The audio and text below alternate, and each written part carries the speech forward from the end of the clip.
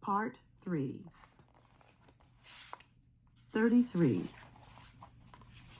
January of that year was too cold and dry for snow. It was a month of frozen hardness, of ice. Maniac drifted from hour to hour, day to day, alone with his memories, a stunned and solitary wanderer.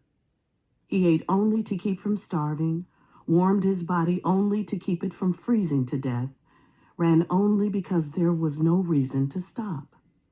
Even if the superintendent had allowed it, he could not have brought himself to stay at the bandshell. He returned only long enough to pick up a few things: a blanket, some non-perishable food, the glove, and as many books as he could squeeze into the old black satchel that had hauled Grayson's belongings around the minor leagues. Before he left for good, he got some paint and angrily brushed over the 101 on the door. During the days, he ran, usually a slow jog, but sometimes he would suddenly sprint, furious 10 or 20-second bursts, as though trying to leave himself behind. Sometimes he walked. He crossed and recrossed the river. He wandered in all directions, through all the surrounding communities and townships: Bridgeport, Conshohocken, East Norriton, West Norriton, Jeffersonville, Plymouth, and Worcester.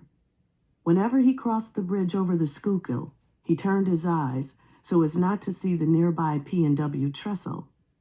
Even so, in his mind's eye, he saw the red and yellow trolley careening from the high track, plunging to the water, killing his parents over and over.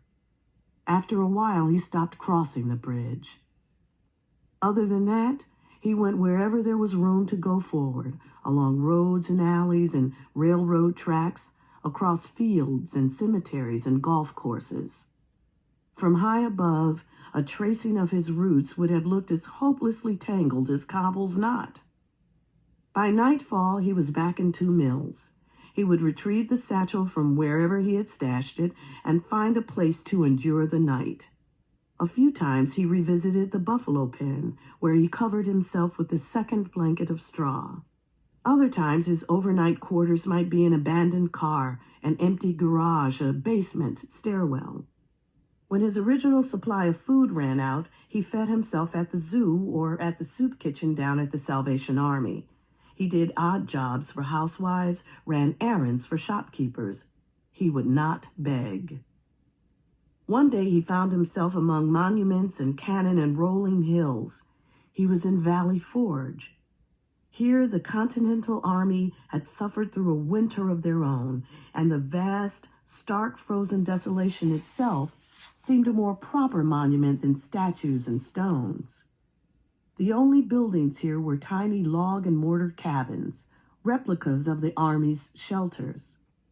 Maniac could feel the ache swelling outward from his breast and filling the enormous bounding spaces. He returned to town for the satchel and put himself up in one of the cabins. It was scarcely bigger than a large doghouse. The floor was dirt. There was a doorway, but no door. Several saltines fell from the blanket. He threw them outside. Let the birds have them. He wrapped himself in the blanket and lay down. He lay there all night and all the next day. Dreams pursued memories, courted and danced and coupled with them, and they became one. And the gaunt, beseeching phantoms that called to him had the rag-wrapped feet of Washington's regulars, and the faces of his mother and father, and Aunt Dot and Uncle Dan, and the Beals and Earl Grayson. And that bedeviled army, there would be no more recruits. No one else would orphan him. The second evening came and went. Maniac never stirred. Knowing it would not be fast or easy, and wanting, deserving nothing less, grimly, patiently, he waited for death.